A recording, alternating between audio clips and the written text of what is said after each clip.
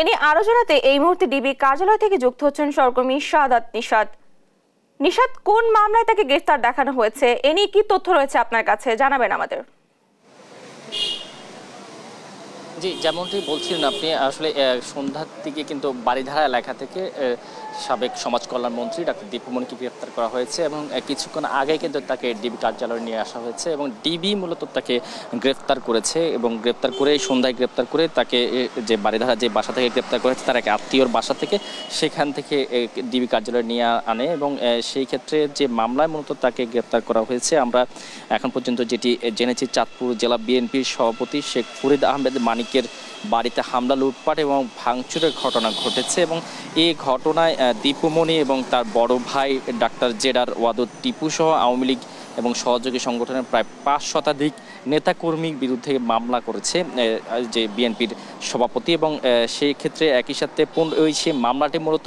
গত 15 আগস্ট সেখানকার চাঁদপুরের স্থানীয় থানায় মামলা করেছে এবং এতে অজ্ঞাতনামা হিসেবেও কিন্তু আরও বেশ কয়েকজনকে আসামি করা হয়েছে এবং সেই মামলার যে অভিযোগ, সেই অভিযোগে জানানো হয়েছিল 18 জুলাইয়ের দিকে, তখন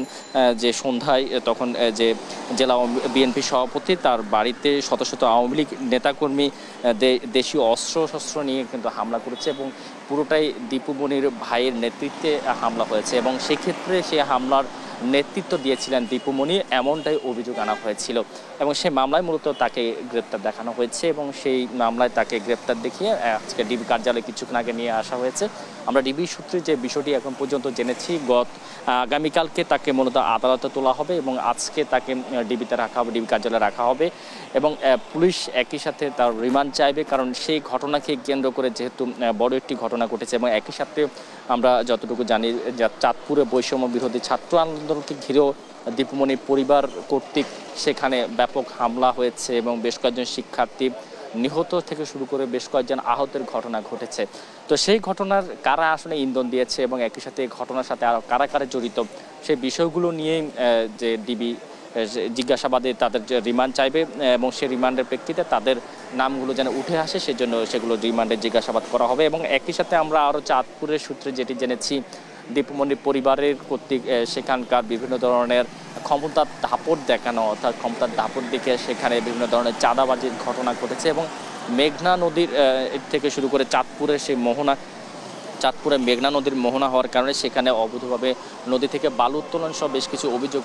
তার পরিবারের বিরুদ্ধে রয়েছে এবং একই সাথে তিনি শিক্ষামন্ত্রী থাকাকালীন বিভিন্ন বিশ্ববিদ্যালয় থেকে নিয়োগ ক্ষেত্রে